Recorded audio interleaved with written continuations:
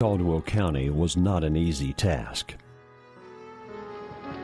In 1839, a bill to form a new county in northwestern North Carolina, to be named Boone, was rejected by the state legislature.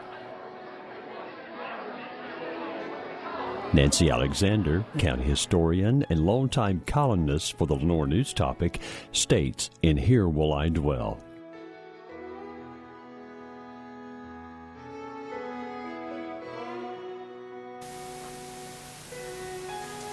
When it did not pass the Senate, Representative Elisha P. Miller attributed its failure to the fact that Democrats in the Oxford precinct of Burke County opposed its passage. They wished to form two counties, with one county seat near Johns River or Wilson's Creek, and the other at Wittenberg or Cross Keys, thereby hoping to create two Democratic counties instead of one Whig county, as Caldwell later became. Another bill was introduced by Representative Miller on November 19, 1840.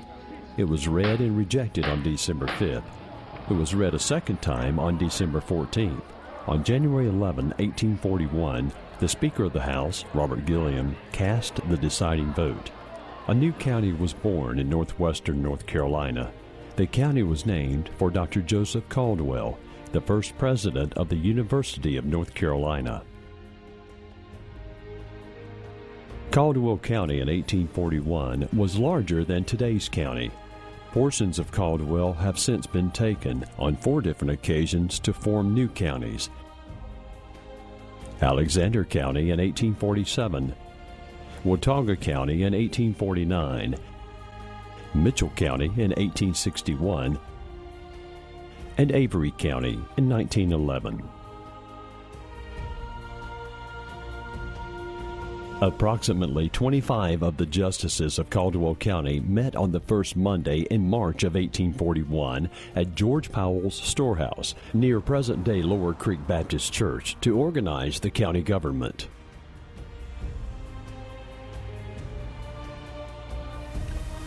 The justices were the men who had been serving as magistrates or esquires in the parts of Burke and Wilkes County that were now in Caldwell County. The body was officially called the Court of Pleas and Quarter Sessions, or more commonly, the County Court. These men were among the most influential of the landed gentry, each holding a lifetime appointment from the governor. The county court was the governing body for the entire county. It probated wills and settled estates, cared for the poor, orphans, and illegitimate children, chose the officials, issued marriage bonds and all types of licenses, registered land transactions, appointed jurors, ordered the construction and maintenance of roads, kept the minutes of the court, settled divorce cases, addressed minor disputes, collected taxes, and was responsible for education. The county court elected a chairman, usually the leading citizen. Edmund Jones served from 1841 to 1844, William H. Dula from 1844 to 1845, and Samuel F. Patterson, a son-in-law of Edmund Jones, from 1845 to 1868. The Court of Pleas and Quarter Session system of government would be abolished in 1868 when a new state constitution was ratified.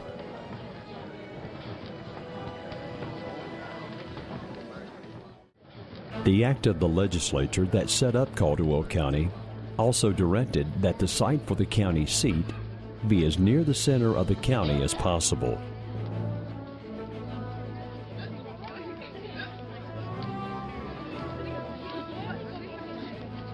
The new town would be named for General William Lenoir. On the third day of their deliberations, the justices named commissioners to select a location for the county seat and to lay off town lots.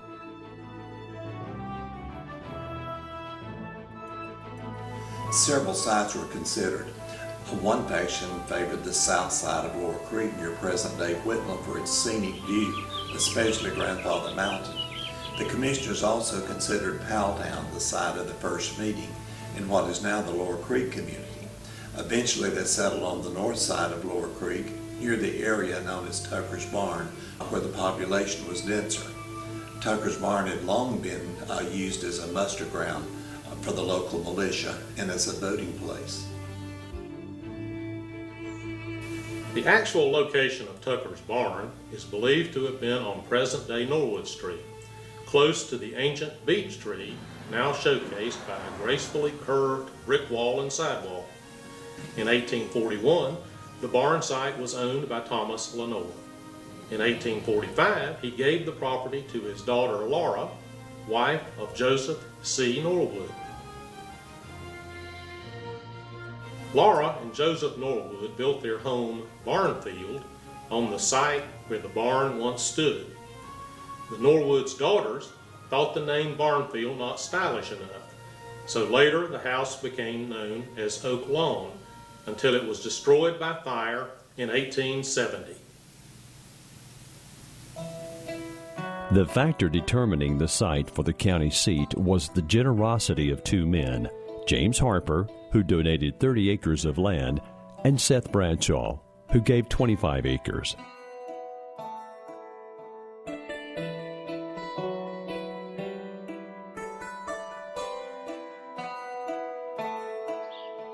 No buildings were on the site that was to become Lenoir, only forested rolling land, with several small wet weather creeks.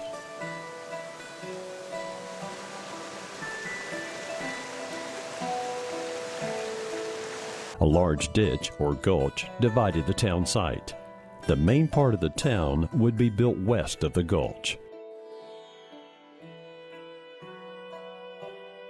James Harper had migrated from Fairfield, Pennsylvania, which is near Gettysburg, about 1829. He bought property near Tucker's Barn and built a house which he called Fairfield. He and his partner, William Wall, had a store, one of a chain of stores in the entire area.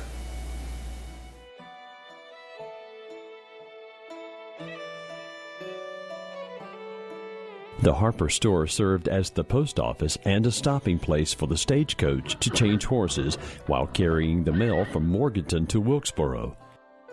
Stage Street in Lenoir is part of the old stagecoach route.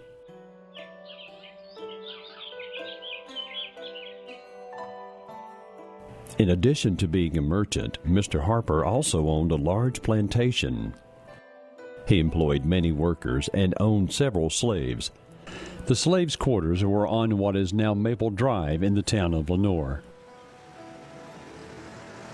James C. Harper, nephew of James Harper, newly arrived from Ohio, did the survey. When the survey revealed more land was needed on the western side of town, James Harper sold the town another 5.5 acres. The survey was completed in May of 1841. The plat had 48 town lots. There was an extra plot for a courthouse in the central square. The town limits extended approximately 1/2 mile from the central courthouse site. The town was laid out 2 blocks in each direction. Each end street was called a boundary street. West Boundary Street still bears that name today. It's known simply as Boundary Street. Under James Harper's influence, the layout for Lenoir was patterned after Gettysburg. There was a courthouse in the middle of the town square. Most of the town was built on land donated by James Harper. James C. Harper's survey crew drove stakes in the corners of each lot. On June 2nd, all 48 lots were sold at auction, with William Hewitt Jr. serving as auctioneer.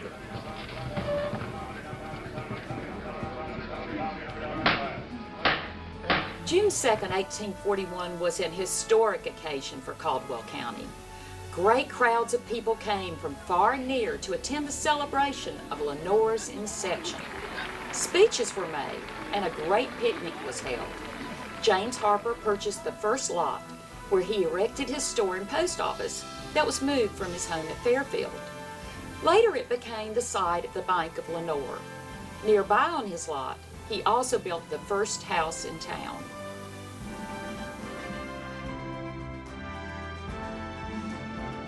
The justices used the money from the auction to build a temporary log courthouse and to begin building a brick courthouse and a brick jailhouse. The exact location of the temporary courthouse is unknown, but is reported to have been on the northwestern quadrant of the square. On July 24, 1841, the justices named 5 commissioners responsible for the construction of the permanent public buildings. In October of 1841, William A. Lenoir, grandson of General William Lenoir, donated an additional 5 1/2 acres on the outskirts of Lenoir. This land would assist Lenoir's future growth.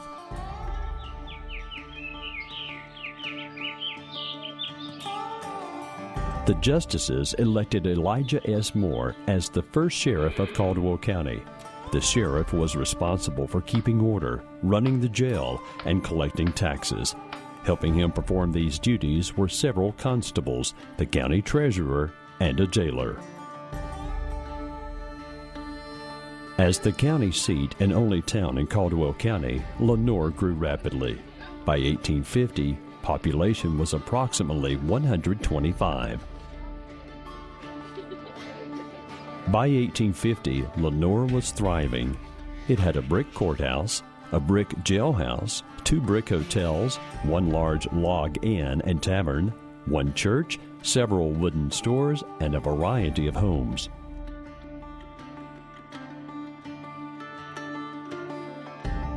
The construction of the large brick 2-story courthouse was given to the firm of Clayton and Lyle of Asheville. They utilized some of their own workers as well as local artisans. The bricks were made from clay dug on the site. The courthouse was finished and in use by early 1844. The courthouse became the focal point of Lenoir. It stood in the center of town, facing north, where the 4 main streets met. It housed the Court of Pleas and Quarter Sessions, the District Court, and the Superior Court. Civic and fraternal organizations used it as a meeting place.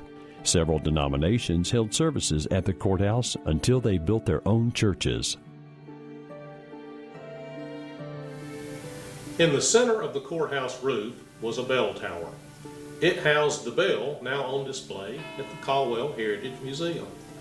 The bell summoned people to court and warned of emergencies. The public well stood in the front yard of the courthouse. Court Week was one of excitement for the village of Lenoir. Families coming for the occasion filled the town with wagons and camped on the streets or behind buildings for the term. At this time, there were only 2 courts held a year. The judges and lawyers rode the judicial circuit, going from town to town.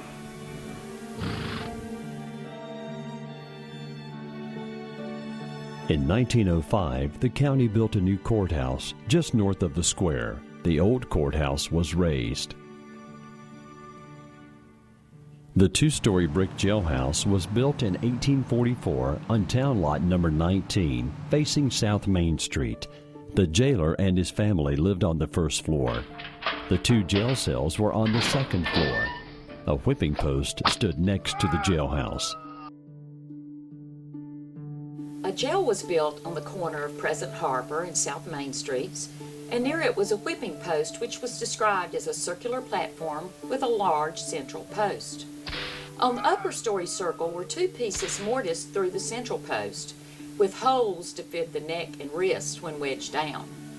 White men were publicly whipped before immense audiences for stealing and for a few other offenses.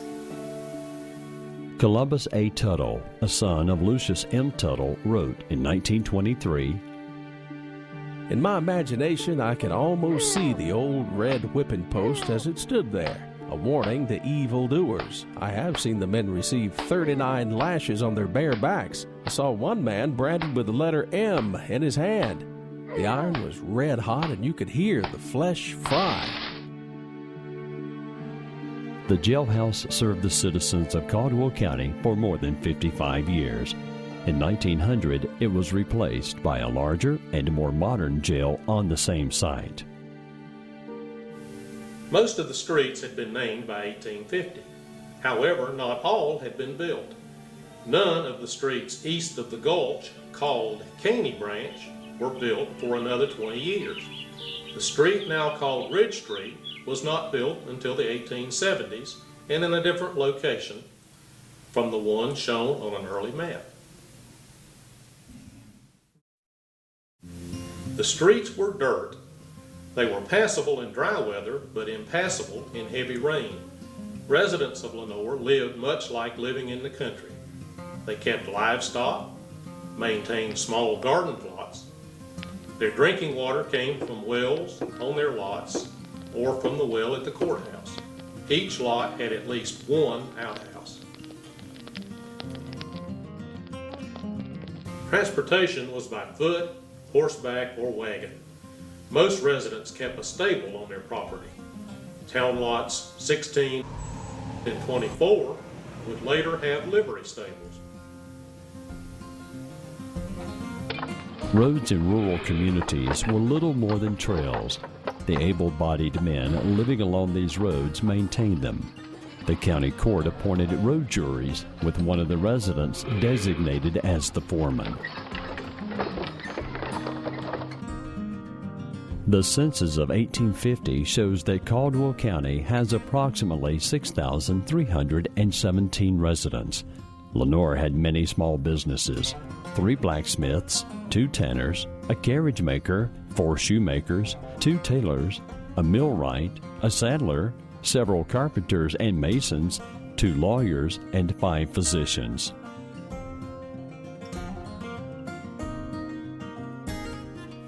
The first doctor's offices were a room or small building, usually at the side of their homes. The office had an outside door for patients and another one for easy access to the residents. All doctors in the early days were considered surgeons. They were almost forced into such procedures since there was no one else capable of performing amputations, which were done fairly often to prevent death by infection or blood poisoning of a limb. Most doctors mixed their own medicines, usually herbal remedies which were acquired from local merchants and farmers. Doctors set broken bones, treated ulcers, abscesses, gunshot wounds, fractures, hernias, pulled teeth, and helped midwives in difficult obstetrical cases. There were no transfusions. There was no anesthesia to dull pain, and no antibiotics. Sometimes whiskey was used to stupefy patients.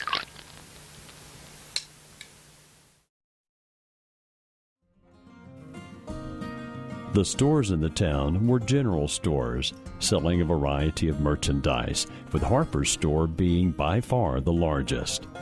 Wagon drivers traveled as far as Charleston, South Carolina, to secure goods for local merchants to sell.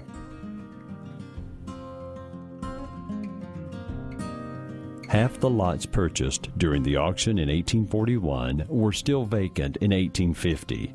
Many lots had been purchased by speculators hoping to profit from Lenoir's growth. On town lot number 1, Robert B. Bogle and Cornelius W. Clark had a store in a brick building built by Lucius M. Tuttle. Tuttle's Hotel stood on lot number 2. On Lot 3, Elisha P. Miller operated Miller's Inn and Tavern. James Harper's store and post office were in a wooden building on lot number 4. His nephew, James C. Harper, ran the store and lived in a house on the same lot.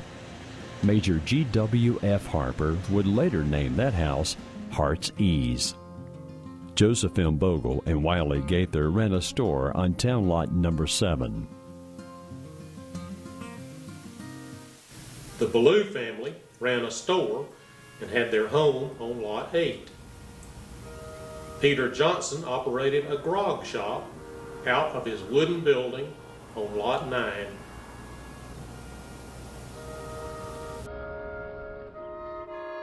John S. Small had a saddle shop on Lot 10.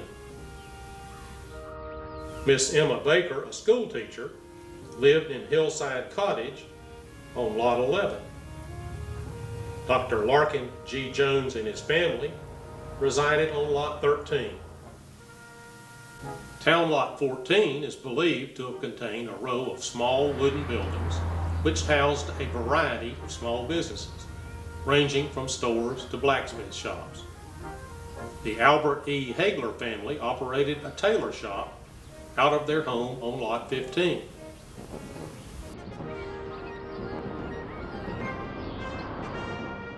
Construction began on St. James Episcopal Church in 1849 on Lot 17.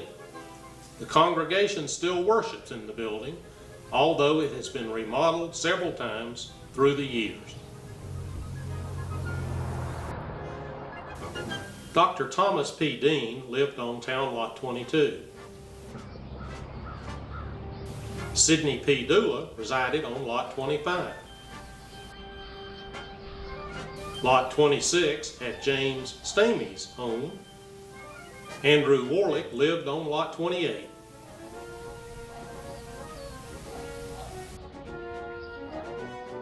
Wiley Gaither and family lived on Lot 35 in a house built by Dr. Avery Powell. The Methodist Church, organized in 1846, occupied the upper part of Town Lot 41. Today, the First Methodist Church stands on the lower part of the same lot. Town Lot 44 contained the large brick Mansion House Hotel built by William Davenport.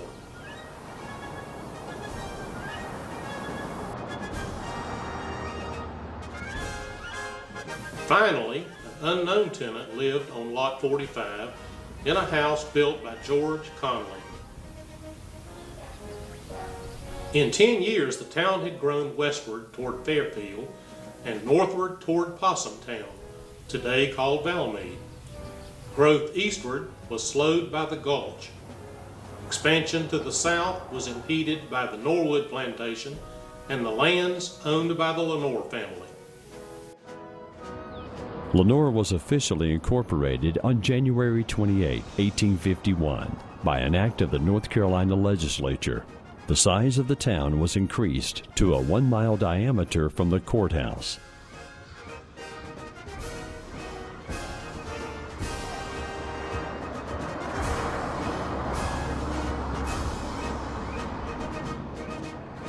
The rural farming areas of the county, where the bulk of the citizens lived, were creating their own identities.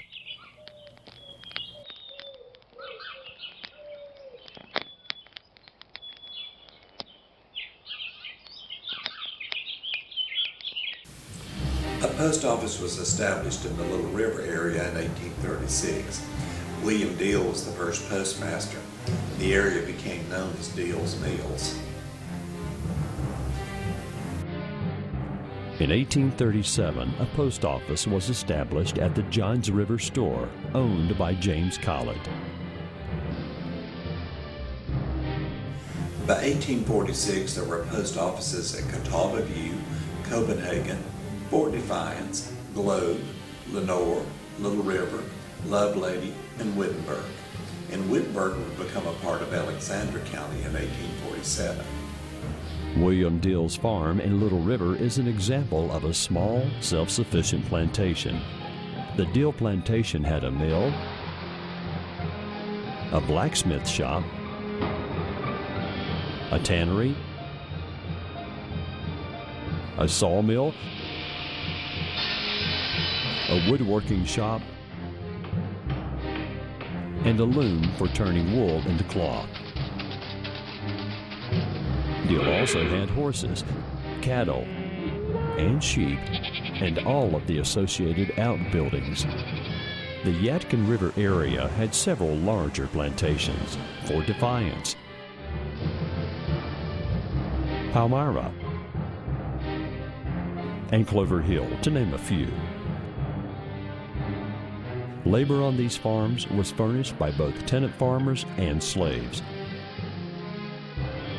In 1850, 185 families in Caldwell County owned 1,200 slaves.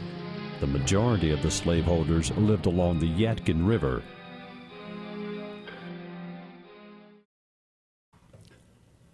Several rural communities would become municipalities in the 20th century. One man dreamed of a town he would not live to see. Abner Summers moved from Iredell County to what would become Caldwell County about 1835. With his father-in-law, James M. Bogle, he formed a partnership called A. Summers and Company. They built a store in what is now the Granite Falls area. Summers planned to build a town around the store to be named Summerville. Summers bought more land and took up farming in addition to storekeeping. He eventually bought out his partners, closed the store, and devoted himself to the plantation. Meanwhile, Samuel G.H. Jones opened a store nearby that would become the nucleus of a new town. The town would be named Granite Falls, not Summerville. Industry as it is known today did not exist in Caldwell County. Self-sufficient people learned many skills, one of which was making furniture. The abundance of trees and the skills honed by turning wood into furniture would eventually give rise to an industry. North of Lenoir in what is now Patterson, Samuel Patterson, along with Edmund Jones, James C. Harper, and James Harper, built the county's first cotton mill, powered with water from the Yadkin River.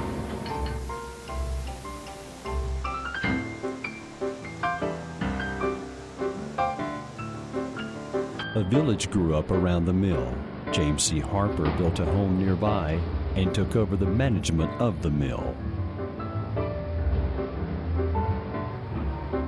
From the early years, Caldwell County's leaders were interested in education.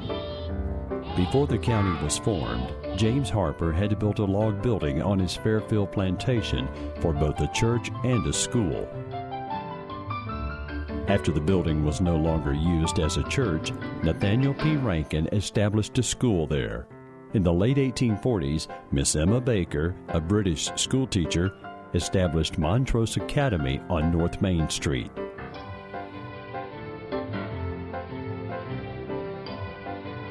In 1839, 2 years before the formation of Caldwell County, the General Assembly of North Carolina enacted a bill that provided for the establishment of public schools in each county.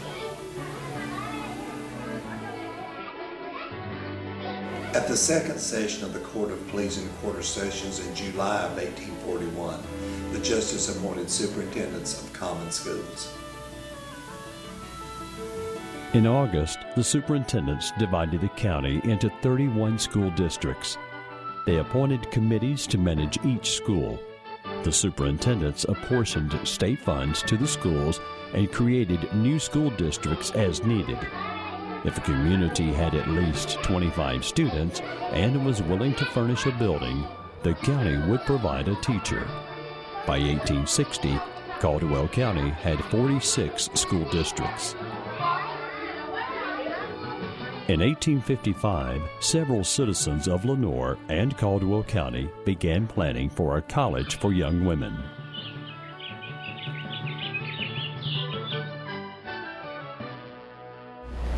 In his diary, James C. Harper, nephew of my great-great-grandfather, made the following entry for March the 3rd, 1855. Pleasant after a cold morning, went to Lenoir today and met with the building committee of Davenport Female College. We concluded to proceed with the building. A fundraising drive was launched. Soon there were sufficient monies to begin construction. Colonel William Davenport pledged the largest amount. In recognition, the institution was named Davenport College.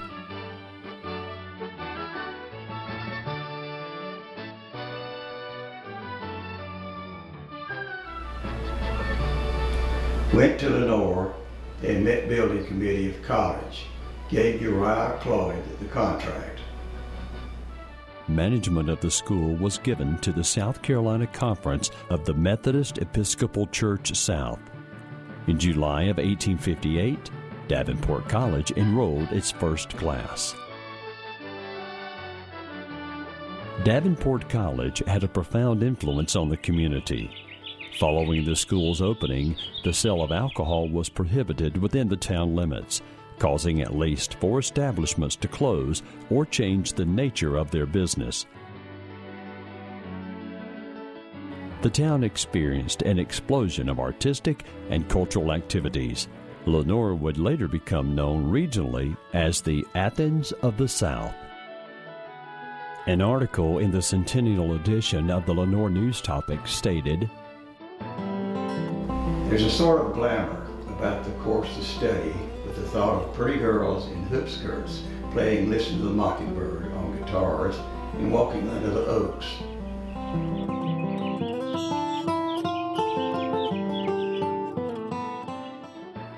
The years leading to the Civil War were times of growth and prosperity for Lenoir. By 1860, the town's population doubled to 250 from 125 in 1850. A growing population meant new construction, residential and commercial. Buildings now stood on 7 more lots.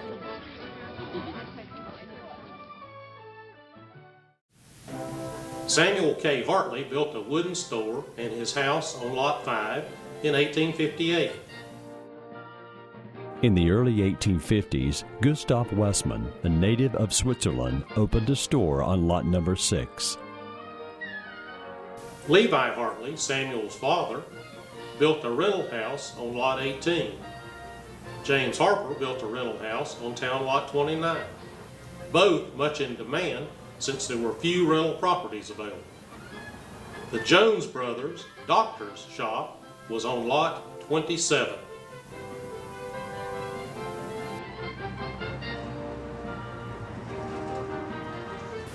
James L. Heelan built a tannery on Lot 32, overflowing into the property now known as the Old East Harper School. Nero G. Bradford erected a large home on Lot 48. This house became the residence of the early presidents of Davenport College. Other homes and businesses were built outside the western and northern town limits. By 1860, there were 3 churches: a Methodist, a Presbyterian, and an Episcopal in the town of Lenoir. Lower Creek Baptist Church, founded in 1826, was located east of town. In 1859, the Presbyterian congregation built a church just outside the northwestern boundary of the town. They had been meeting at Fairfield Church since 1852. The First Presbyterian Church of Lenoir stands there today. Baptists had established themselves in the rural areas before the formation of the county. Churches were located on the Yadkin River, on Kings Creek, on the North Catawba, on Gunpowder Creek, on Little River, and in the Globe. And Baptist churches were organized in Collinsville in 1843, Buffalo Cove in 1851, Mulberry in 1853, and Dudley Shoals in 1861. Collier's Church was founded by the Methodists southwest of Lenoir at the Marvin Campground in 1836. The 20 years from 1841 to 1861 saw Caldwell County and Lenoir transformed from virgin forest to a thriving county and town. The county's population had grown to 7,497 in 1860. Included in that number were 114 free blacks and 1,088 slaves. The future appeared to be unlimited, but that outlook was about to change. Events loomed that would test the endurance of the county and the young town almost beyond their ability to survive. Caldwell County, along with North Carolina and her sister states, was about to be drawn into the greatest conflict the United States would ever face, the war between the states.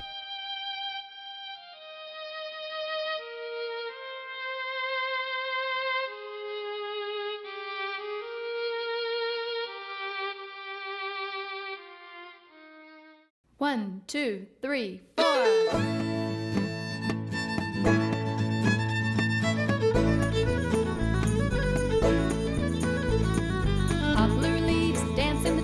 Wave your crown and clap for me. Soft fall light, crickets in the grass, dandelions twirl and float right past. In the pale blue light of a fairy ring, children will dance and we'll all sing, while the golden moon glides and shines. We'll celebrate the harvest time. Pin oaks sway, chestnuts fall. It's an invitation to the autumn ball. Comes once a year when the squirrels gather nuts, the wind turns chill and the scarecrow struts. In the pale blue light of a fairy ring, children will dance and we'll all sing, while a golden moon glides and shines. We'll celebrate the harvest time. The apples are sweet, the pumpkins prime, ready to pick fresh from the vine. I'll follow you, you take the lead. Run ahead, tell me what you see.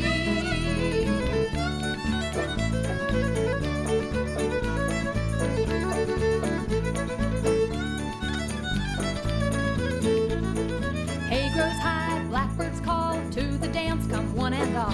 Grab your honey, sing and shout, we'll step in time till the stars burn out. In the pale blue light of a fairy ring, children will dance and we'll all sing, while the golden moon glides and shines. We'll celebrate harvest time.